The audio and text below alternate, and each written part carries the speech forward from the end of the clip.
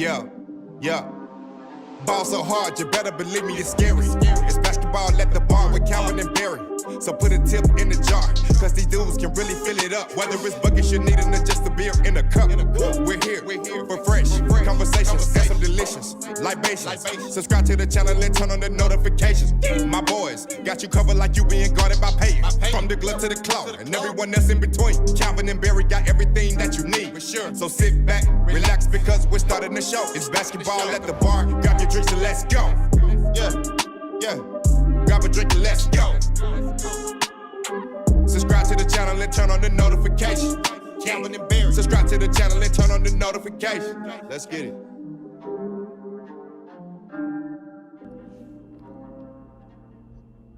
What up, ballers? Welcome to Basketball at the Bar. Join us live every weekday for the best NBA podcast here on YouTube, where the takes are hot and the drinks are cold. There's no dress code, and you can take us wherever you go. So pull up a stool, drop a like, and don't forget to subscribe. This is Basketball at the Bar. Grab your drinks and let's go. Happy Thursday, Calvin. How you doing? Happy Thursday, Barry. I'm doing well. How are you? Awesome. I'm doing all right here. We got a jam-packed show for you guys today. We're going to recap the Boston Celtics Game 5 victory over the Miami Heat yesterday. We're going to talk about the coaching search in LA. Should the Nets think about trading Kevin Durant? The Kings are rumored to be moving up in the NBA draft. The Knicks want to move up as well. And then we're going to end the show with a Thursday preview and Q&A with you guys, the fans. Shout out to everybody watching. Shout out to everybody in the chat. Thank you guys for joining us. Make sure you hit that like button and that subscribe button and that little notification bell so you get notified every time Calvin and I put out a new video. Calvin, you ready to jump into the show here? Yeah, let's do it. All right. So another interesting night of NBA basketball. Yesterday on Wednesday, Boston heads to Miami for Game 5. They end up winning this game 93-80. Jaylen Brown leads all scorers with 25 points in this game. And Miami didn't really show up here in the second half. It almost appeared as someone stole their mojo. Kyle Lowry ends with 0 points in this game. Jimmy Butler with just 13. Bam Adebayo with 18. Still no Tyler Hero for the Miami Heat. Boston wins 93-80. Calvin, what are your thoughts on the game? I mean, Miami just cannot buy a basket. A lot of it, we got to give credit to Boston, and they played better defense. They played a better second half. But Miami's missing wide open shots. I mean, they're desperately missing Tyler Hero at this point. They really cannot buy a bucket. Victor Oladipo airballs 2 wide open threes in a row yesterday. I mean, some of this is Boston's giving credit to what Boston is doing, but a lot of this is Miami just completely is falling apart offensively. Yeah. Shout out to Mike. I see you here in the chat. What up, Mike? The Mavs are playing today. I know you missed the last couple shows, so happy to have you here today. And, at the end of the show, we'll give our predictions. You should like them, so make sure you stick around for that. But, yeah, Miami seemed to play well in the first half of this game. And then the third quarter, especially, and the fourth quarter, they just couldn't make a bucket. Yeah. It's kind of similar. I keep trying to compare these two series together, between the Warriors and the Mavs and the Celtics and the Heat. It seems like whoever shoots well wins the game. But just Miami just cannot buy a bucket from three-point range. P.J. Tucker 1 for 5, Jimmy Butler 1 for 5, Kyle Lowry 0 for 6, Matt Strus 0 for 7, and then Gabe Vincent 1 for 7 as well. Victor Oladipo 0 for 3, Duncan Robinson 3 for 10. They're dying by the 3 right now, Calvin. They are. I mean, the team was 7 of 45 from 3. That's 15%. You can't win many games. First of all, attempting 45 threes in a game is a lot, but you can't win very many games if you're only going to hit 15% of them. Yeah. Are you attributing this more to Boston's defense or Miami's lack of offense at this point? Overall for the series, I would say it's more Boston's defense. But in this particular game, again, yes, you got to give credit to the Boston Celtics. They played a much better game, and then in the second half, they really turned it up. When it was a close game, in a series tied 2-2, it was pretty much up for grabs at halftime. Boston came out and they wanted it more in the second half. But in this particular game, it's more so that Miami just they look like a shell of themselves. I mean, the team that we saw all year long that earned the number one seed in the Eastern Conference, that was not that team last night. I don't know if it's injuries are really starting to creep in and settle in on this team. I mean, Jimmy Butler does not look like the same player. Kyle Lowry has not looked like the same player either. And we already know they were missing Tyler Hero for 2 straight games. So Yep.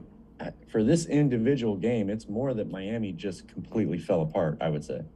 Yeah, I agree. And the most disappointing fact about this was a home game for Miami, right? And Yeah. we expected them to shoot better at home. They've shot horribly in the past few games. Some of that could be missing Tyler Hero. Some of that could be injuries, Jimmy Butler's knee. We saw Jason Tatum go down with an injury in this game. He continued to play. I think he played 44 minutes in this game, which is quite incredible for him. But yeah, I think Boston's healthier at this point, and they're on a roll here. I think that they might be winning this series now. It's not over. It's 3-2, but the next game is in Boston. If I'm Miami, I might be starting to get a little worried here.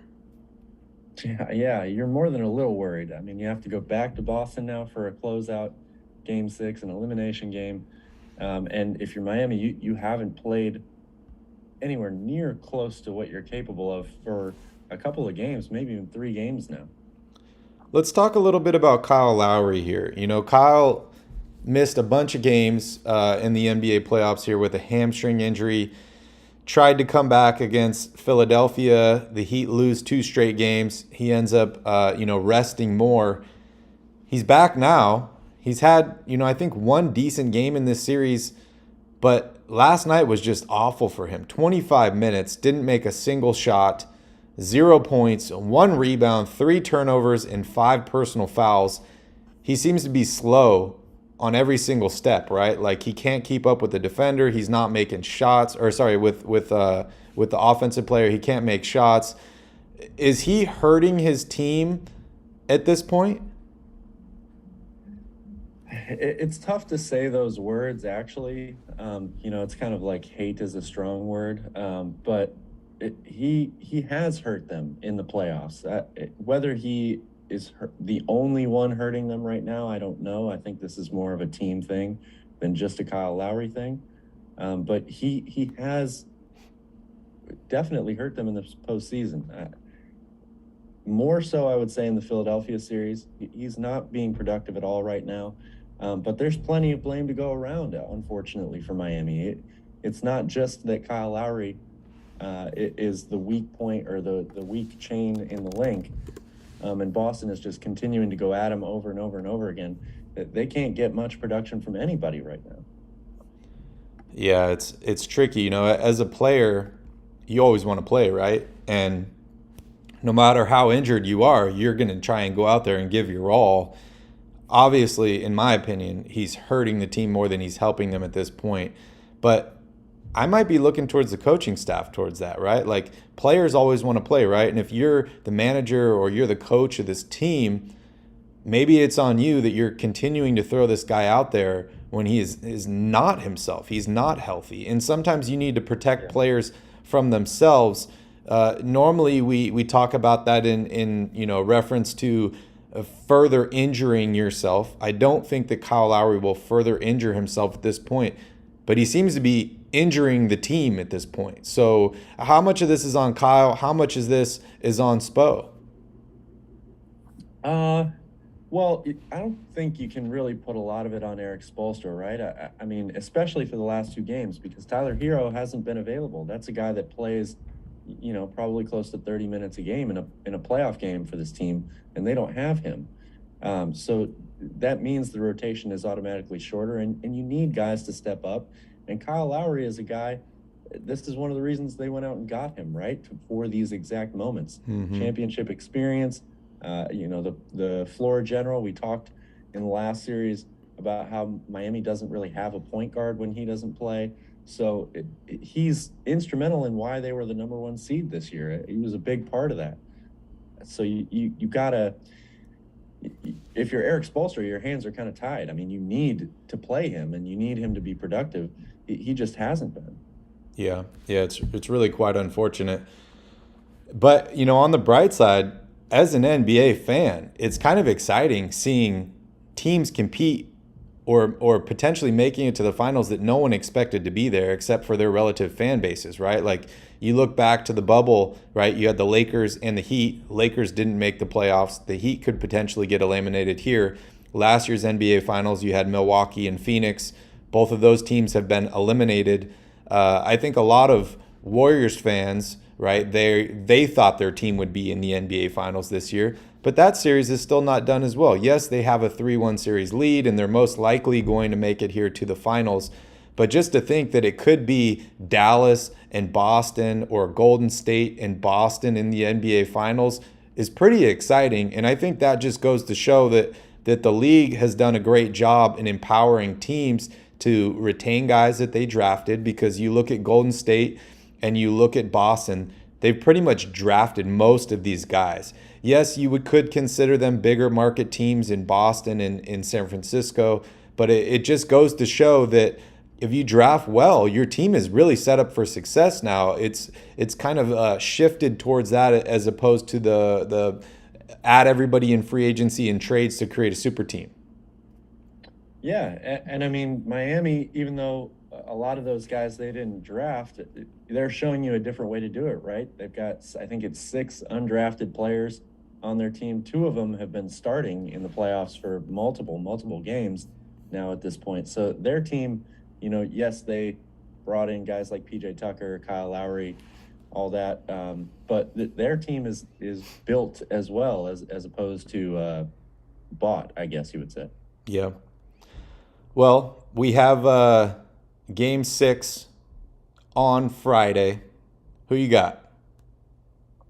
I got Boston. I mean, I said it a couple of games ago, I think, right?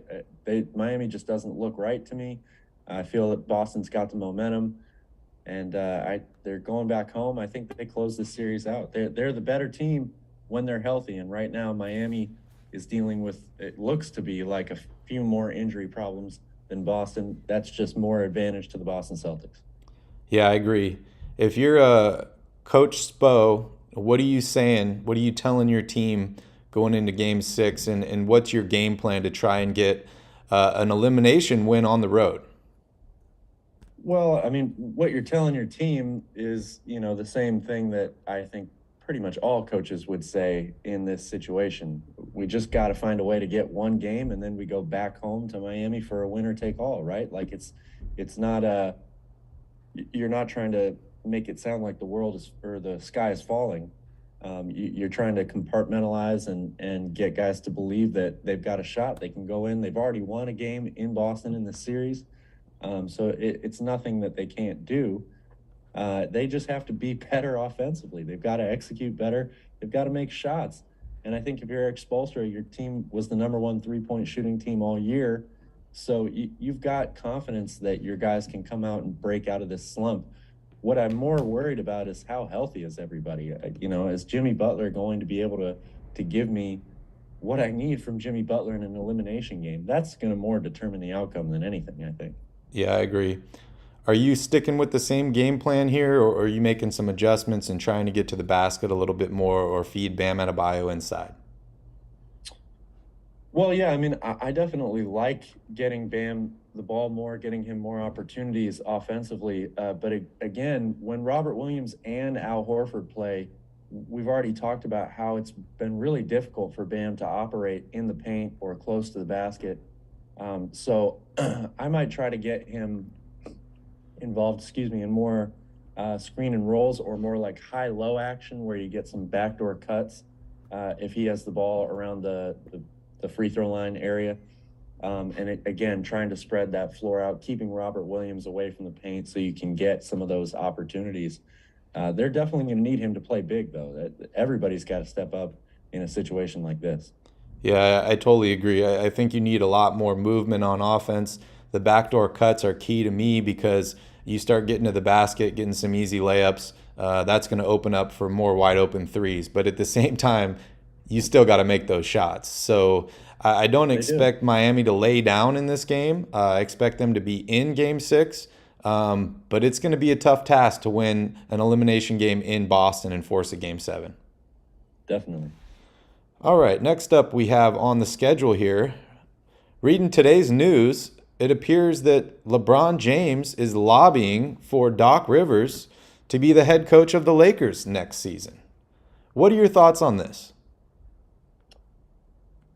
I mean, my initial thoughts are, Doc's a good coach. It makes sense that LeBron would, say who he wants. LeBron doesn't shy away from that stuff anymore, I think. And I don't know how realistic it is. Would Doc Rivers want to jump ship and leave to go coach LeBron and the Lakers? I don't know, but it's unfortunate timing, I would say, if you're the Lakers, especially the guys in the front office, because they've just done their coaching search. They've whittled it down to their list of finalists. And I don't think Doc Rivers was on that list. So now you've got a little bit of a distraction coming from within your organization. Yeah, I guess the Lakers prefer Darvin Ham. LeBron prefers Doc Rivers. It's tough, right? Because you're not going to be able to sign Doc Rivers. He's still under contract with the Sixers. So if you trade for him, you're losing even more assets, right? Maybe it's draft picks, but we've seen the Lakers have been reluctant to include draft picks in this deal to try and get rid of Russell Westbrook and upgrade at that position. Right. So they're in a really tough spot here. If I'm on the Lakers, I want Phil Jackson to be my coach. I want Greg Popovich to be my coach. I want all these guys to be my coach. But is it really achievable? We don't really know at this point. No, it certainly seems like a long shot right now. Shout out to Fred. Good to see you. Shout out to Key Kings and Progressive G. Thank you guys all for joining us. Welcome, welcome. We're going to be talking about the Kings here in a second, so make sure you guys stick around for that. Calvin, last thing on Doc Rivers here. If the Lakers were to make a trade for him, what do you think it would take? Oh, geez, I'm not sure, but I think you would definitely have to send out a first-round pick. I don't see any way getting around that. Yeah, it's tough. Fred, glad to see you're doing better. That's awesome. Hopefully, you don't get it again. You should be good for a few months now. At least that's what I thought as well. Glad you're feeling better, Fred. We'll see what happens. All right, next up in the news. I was thinking about this earlier this morning, Calvin, and you and I have talked about, what's going on with the Nets. What are they going to do next season? What's going on with Kyrie Irving and all this stuff? If you look at that Nets roster, who's their biggest trade chip? Kevin Durant, right?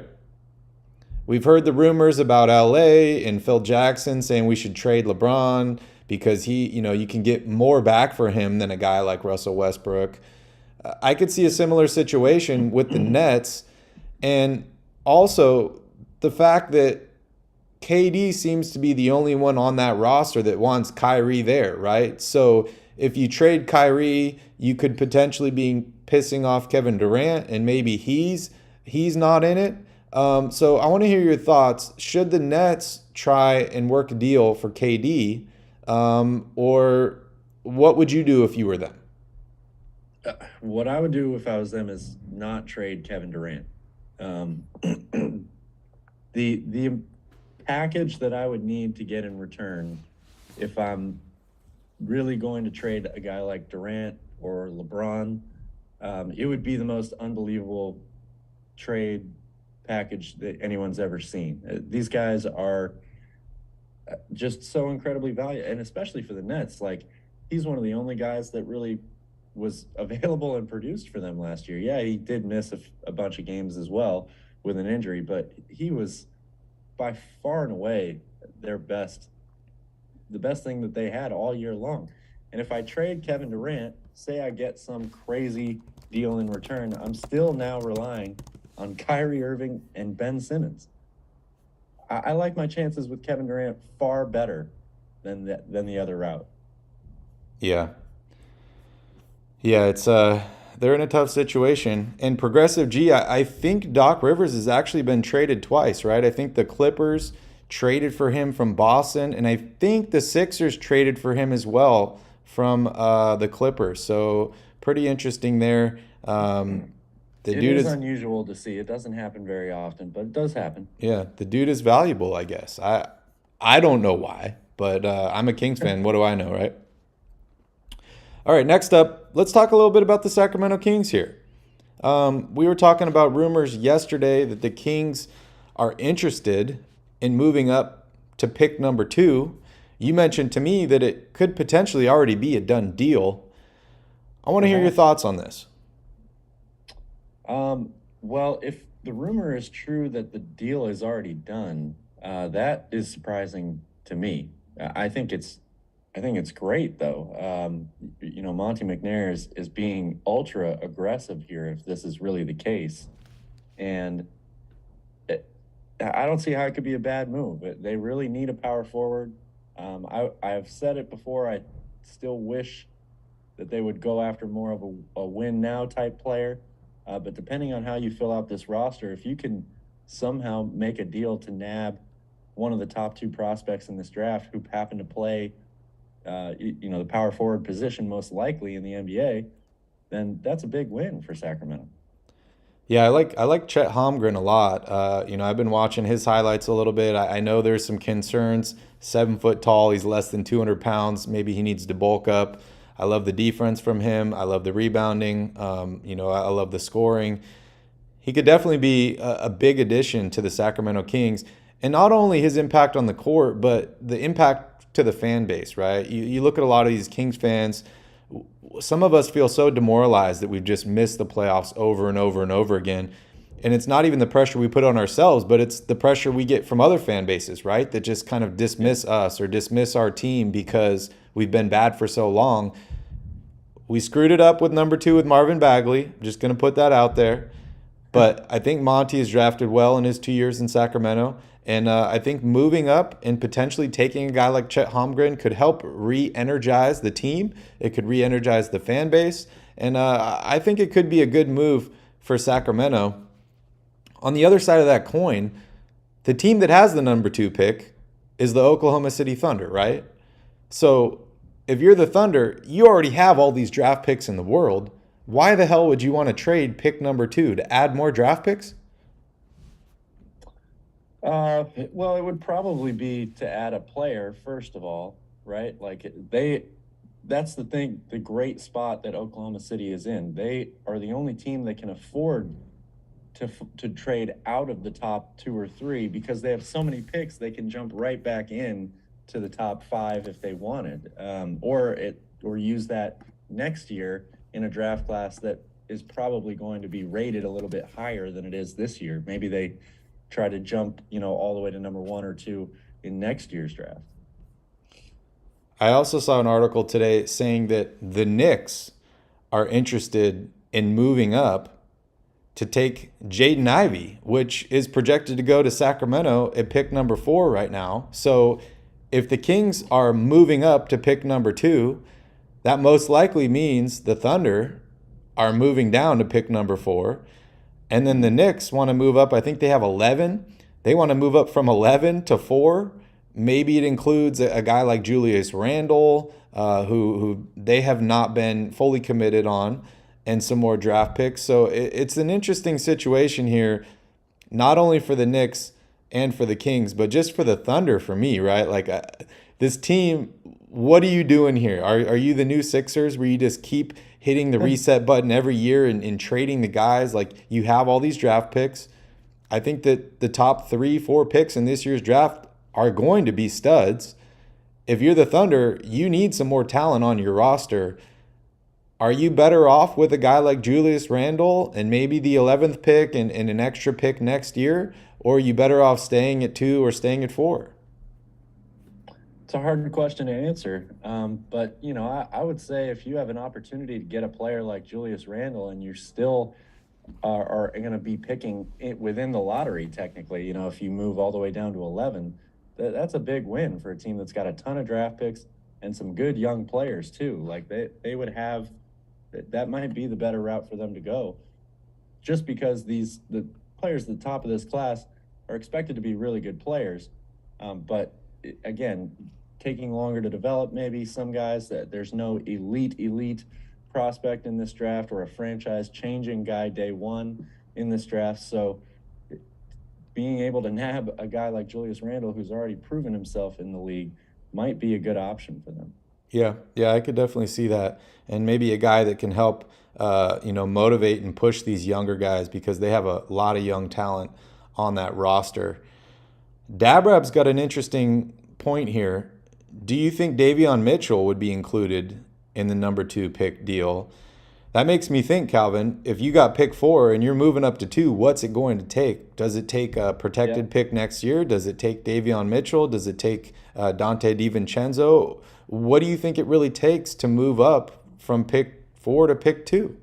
That's a good question. I mean, it really all depends on what Oklahoma City wants, I guess, right? Like, it's a very hard thing to predict, but if I'm looking at Oklahoma City's roster, they've got a decent number of guards, especially their starting backcourt should already be set. So that maybe makes me think that they would want, somebody like Harrison Barnes or even Rashawn Holmes instead. I don't know.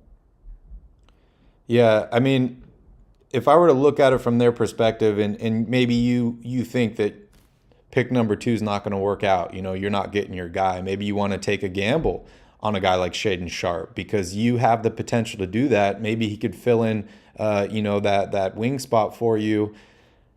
If I'm looking at Sacramento and I'm looking at a team that's been bad as long as Sacramento has been, I might be happy with the 4th pick and maybe a top 10 or top 5 protected pick next year.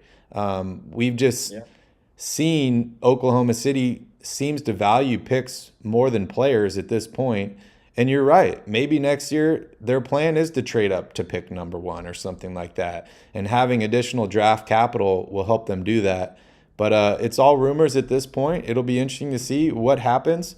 But as a Kings fan, I'm open to moving up to pick number 2. I don't know if I want to give up Davion Mitchell to make it happen. But I'm definitely listening, and I'm trying to be aggressive. And I love what Monty's doing here. He said he was going to be aggressive this offseason. That's exactly what we're hearing right now.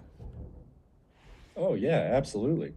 This is great news, I think, if you're a Kings fan so far. What actually ends up happening here,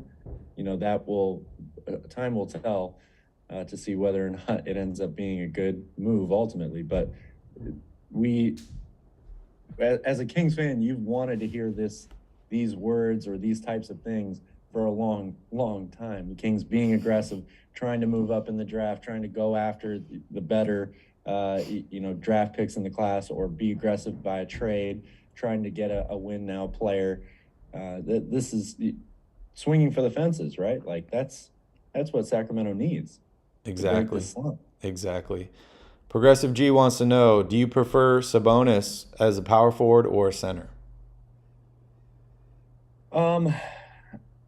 I think I don't really care what position he plays. It's more so who are you pairing him with and how are you using him in the offense? Who are you pairing him with at that other position?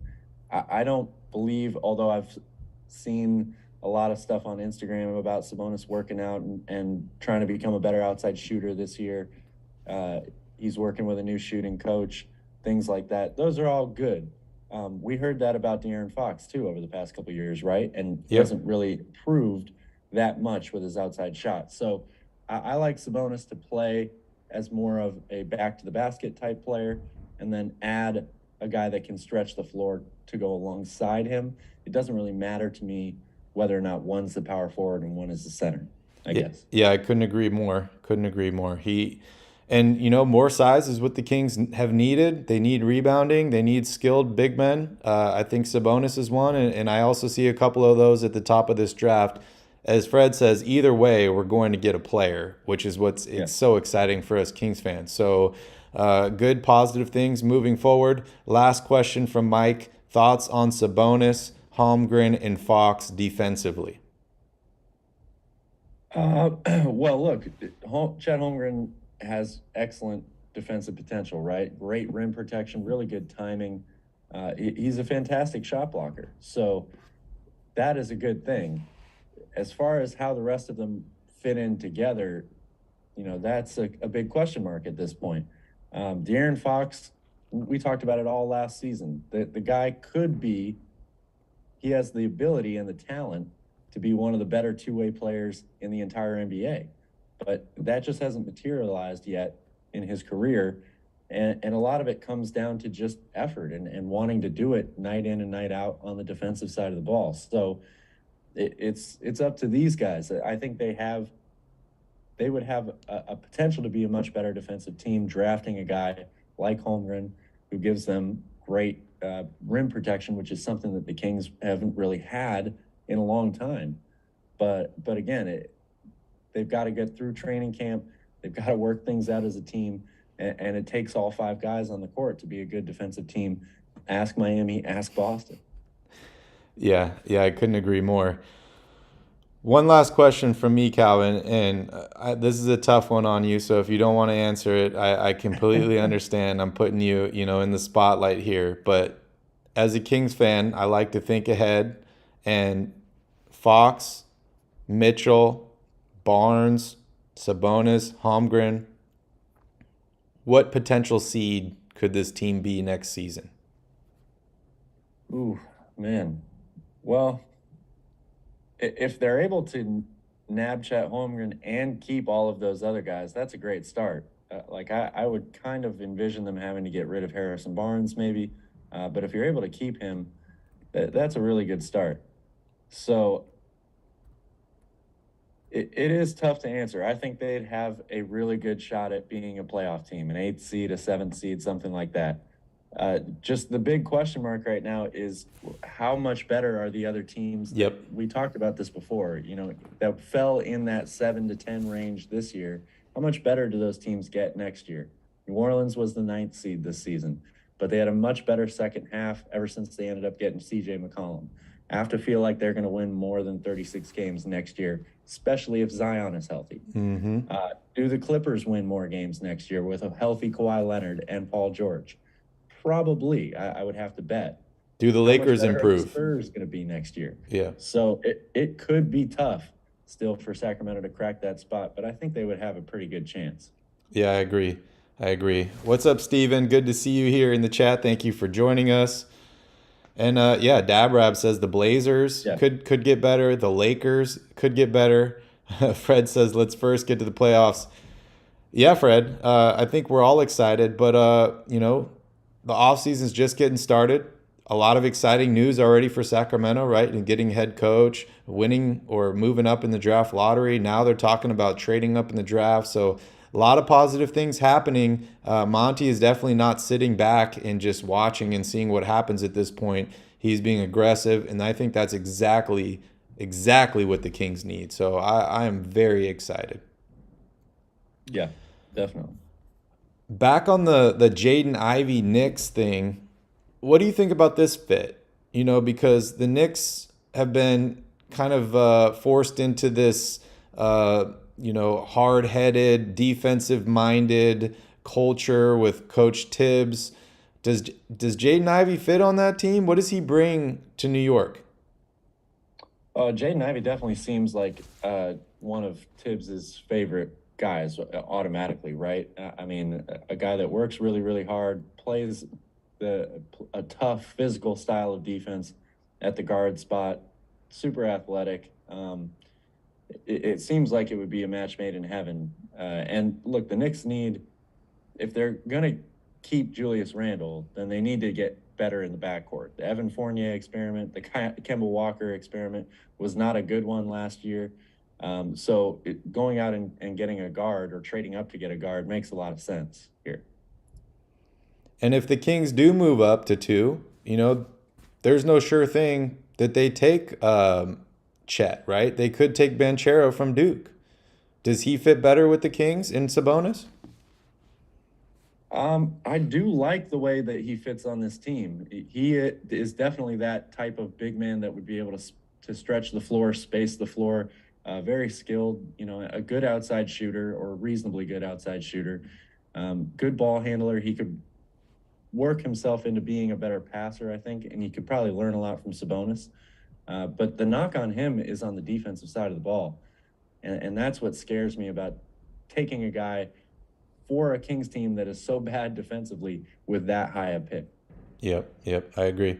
Thank you guys for all your questions. Key Kings, I see you there. We're going to just finish up the Thursday preview before we jump into Q&A and answer all your questions. So if you guys have any more questions, keep posting them in the chat. We're going to give a preview of today's game real quick, and then we will come right back to all those questions.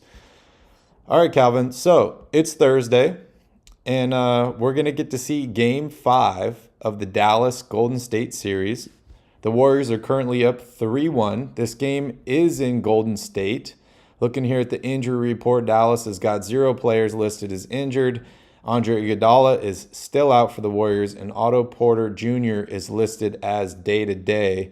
The Warriors are favored by 6.5 points in this game. Who you got?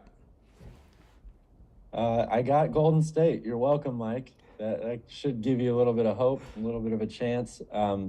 But look, I mean, I'm not going to pick against the Warriors here. They're up 3-0. I felt like for the majority of this series, except for Game 4, the Warriors were able to win games even when they weren't playing their best, or when Dallas was doing everything that they needed to do to win. They still weren't able to get enough separation, and the Warriors would come back with a big fourth quarter and close things out. So they're at home. I think the Warriors starting lineup will play better than they did in Game 4, and it's going to take the same thing that we always say it's going to take with the Mavs in order to win this game. They've got to hit a ton of threes. Luka's got to be really special, and they have to do a good job defensively trying to limit some of the Warriors' shooters. Klay Thompson is a guy that really needs to step up, in my opinion, in this game. Yeah, I agree. As Mike says in the chat, I'm gonna take the Warriors tonight. I think they're gonna win by 50 points, maybe 60, maybe 70 points. I think it's gonna be a complete blowout. But you're right. The Mavs need to shoot better. It's funny. We talk about the Heat and we talk about the Mavs, and it's basically the same thing for both of these teams, right? Is they need to be more physical, they need to be healthy, and they need to shoot the 3 ball extremely well to beat these teams. It's amazing, that we've seen these live by the 3, die by the 3 teams make it so far, right? Because if you look over the past, 5, 6 NBA seasons, there was only really one team that lived and died by the 3 that made it consistently far in the playoffs, and that was the Rockets, right? They just continued to shoot the 3 ball, and they would make it to the playoffs every year. They'd be a high-seeded team, and then they'd fizzle out in the playoffs, and everyone would talk about, did they shoot the 3 ball too much? Is their style of play work in the playoffs? Now we have 2 teams, one in each conference, that has shot the ball extremely well and made it to their conference finals. What are your thoughts on that and just kind of the way the game is going? Well, certainly the game has changed over the years to where teams just put up a ridiculous number of threes. All teams do it. It's not just the Mavericks and the Heat. The game has absolutely changed in that regard. But I will say that both of these teams are here for other reasons than the fact that they just shoot a lot of threes. They're both really good defensive teams. I mean, Miami does not look like themselves right now, but they're really banged up. They've been one of the better, if not one of the top, 4 or 5 defensive teams all year long. And Dallas has been in that conversation as well. They've really changed their style of play over the years, especially this year with Jason Kidd at the helm. They've done a lot of really, really good work on both sides of the ball, and that's why they're in the conference finals. If the Mavericks do win tonight, who do you think is in a better position moving forward, Dallas or Miami? Oh, I would definitely say Dallas, just because they're healthy. Tim Hardaway is the only guy that they're missing. He hasn't played in a long time. I'm much more nervous about a Miami team that cannot score, missing one of their leading scorer all year long in the regular season in Tyler Hero. And Jimmy Butler not looking like himself. Kyle Lowry doesn't seem to be able to help that much either. So I would definitely say Dallas is in a better spot. Yeah, it's interesting, right? Because if Dallas wins tonight, they're basically heading back home for game 6 versus Miami. If they're able to win game 6, they have game 7 at home. So it's kind of a toss up for me. I do want to point out what Steven is saying here. The only problem is if Dallas loses, that means there's less basketball. And I hope both series go to 7. That's all that matters to me as well, basketball. right? I've been watching all these games with my family and friends, and they're all like, who do you want to win the game? Who do you want? Who do you want? And I'm like, I don't care. I just love basketball. I want to see a good game. I want to see a good series. And I just appreciate everything that all these players and all these teams are doing. So I do hope they both go to 7 games, but we never know here. And I will not pick the Mavericks again, just for you, Mike, because every time I pick the Mavericks, they lose. And every time I pick against the Mavericks, they win. So I'm going to continue to pick against the Mavericks here. I do have to say, Calvin, we talked about it or just touched on it earlier in the show here. If Miami does lose this series, you and I are both out on our brackets, right? As far as our final 2 teams making the NBA Finals, which is absolutely incredible. And it just goes to show how much we really know, right? Yeah. We're just fans having fun talking basketball, and it's exciting to see the competitiveness in the league and everything that's going. So it's really exciting. And yes, I root for more basketball as well. Always. So you got Warriors winning tonight. I agree with you. I do. If you're Jason Kidd, what are you telling your team? Again, I'm not telling my team anything different here. We know we can beat this team. We haven't beaten them in San Francisco yet, but we know we can beat this team. We got to play our game, play to our strengths. Luka's got to be big, and everybody else has to hit threes. I mean, all these guys, Bertans, Cleaver, Dinwiddie, Dorian Finney-Smith, those guys just have to knock down shots. They play their game. We've seen them be able to beat anybody in this league. They're not going to be scared of the Warriors in a closeout game on the road. Luka is definitely going to relish this moment. I think he's probably going to have a huge game. We all know his numbers in elimination games. He's been so good. And the Mavericks have been, as a team, really good in these situations as well. So stick to the game plan, play our game, and we got a good chance to win. Yeah, 3-0 in elimination games so far in these NBA playoffs. You got to stick to your game plan, do your thing. Don't get nervous, don't panic. I think you still got to go at Draymond Green. You got to try and take that guy out of the game, and then you got to figure out some way to slow down Steph Curry. But I think level-headedness. Don't get too high, don't get too low. Keep going at Jordan Poole. Yeah, a lot when the Warriors are on defense. Yep. Interesting game. It'll be a lot of fun. Hopefully, you guys are all able to watch tonight. Let's jump here into Q&A. So if you guys have questions, we got answers. Go ahead and drop your questions here in the chat, and Calvin and I will discuss them all. First up is Key King's thoughts on Lethal Shooter, who is an NBA shooting coach, is known as Lethal Shooter on Instagram, possibly joining the Kings staff. He has stated that an NBA team has given him an offer as a shooting coach. He didn't state which team gave him that offer, but what are your thoughts here, Cal? I think it would be a great move for the Kings. This is the same person that I was talking about with Sabonis earlier, who's working with a new shooting coach. It is Lethal Shooter, as he goes by on Instagram and social media. The guy's got a great reputation. I think he could help this team a lot. De'Aaron Fox and Sabonis, if he could turn them into really good outside shooters, the Kings are a much different team. So, I think it's a good move.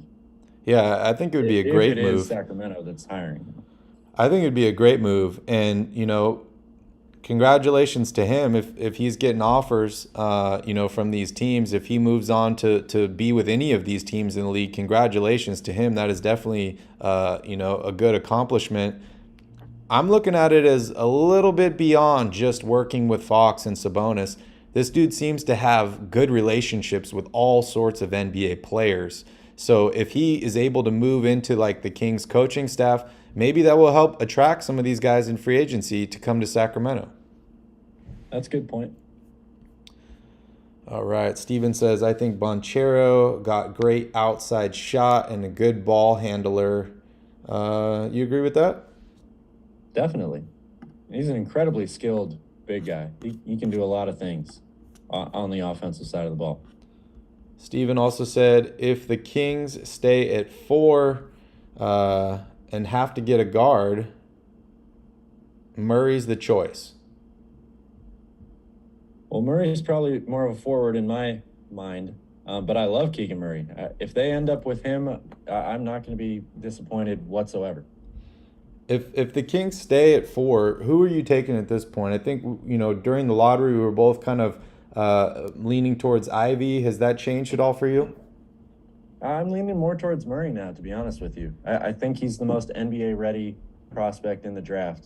He's a guy that can go out and score 20 points in an NBA game day one. Okay, exciting. Dabrab's got a question here. What do you think about Victor Oladipo? How much do you think the Kings would have to pay? 1 year, $15 million. Realistically, thinking how much do you think he will be, or he will even be open to the Kings? Well, I think we've heard some rumors that he is interested in joining Sacramento, and his buddy Domantas Sabonis. What are your thoughts, Calvin, on 1 year, $15 million? I don't think it's going to take $15 million. That seems very, very high to me. I've heard reports from NBA GMs that expect you to be able to get him for a really, really cheap deal, something like a veteran's minimum, even possibly. So I think it might be end up being a little bit more than that, but $15 million is way too high. I would probably be comfortable spending, no more than $5 million on this guy for a year. Yeah, the health concerns are really, the main thing for me. We know he's a great player. He's done a lot of things in the NBA, but the best ability is availability. And if the Kings are going to sign guys in free agency, they need guys that are going to be able to play on the court for them. If Victor Oladipo is one of those guys, I'm all for it. But you can't afford to pay this guy $10+ million and have him be a liability health-wise. It's just not a great way to build a team, but I do like him a lot. I really do. Yeah, I would definitely be looking at trying to sign him for sure. Yeah. All right. Steven says, do you think the NBA should do backyard basketball tournament during the offseason? Not big three, but full court game like a fantasy draft. Yeah, that would be cool. But again, I think we've talked about this as well. That stuff kind of already happens. Those pickup games in the summer are pretty epic. I wish that somebody would just turn one of those into, a real televised 3-day event. It's kind of like a fantasy draft anyway already. These guys are just grouping together, and some of those games are pretty legendary. Yeah, it would be exciting to find a way to, show those to bigger audiences.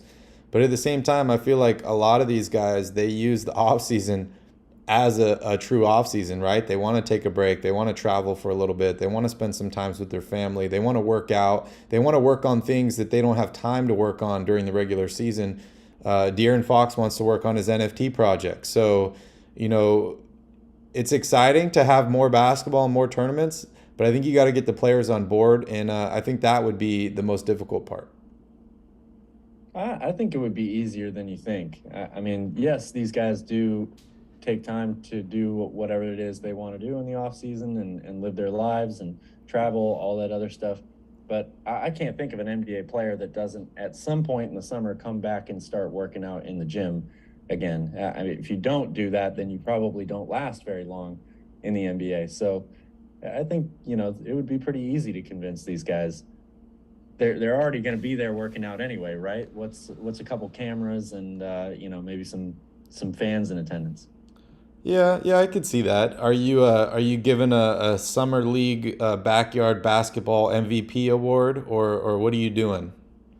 I'm not, but the NBA probably will. Maybe Philadelphia will host it and give the award to Joel Embiid or not. There you go. And I think they do like full court fantasy draft. That's pretty much the All-Star game, right?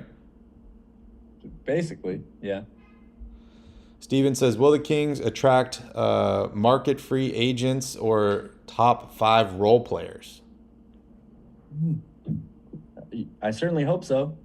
Yeah. Only time will tell, though. Yeah, I think the draft is the first question mark for me, right? Because they could potentially add another guy, and maybe even they have their starting 5. If they add Chet Holmgren or one of these other guys, and they've already decided that Davion Mitchell is going to be the starting 2 guard, or Dante DiVincenzo, or maybe even a guy like Terrence Davis, they need to add role players, right? And we haven't seen Sacramento attract top free agents in the past. Maybe Victor Oladipo will come to the team and play 6-man. Not really sure, but it is an exciting offseason, and it does start with the NBA draft, which is less than a month away. Steven also wants to know if the Kings should go after John Wall. I would say no. The Kings don't need another point guard. You know, it's back to what we talked about all last season.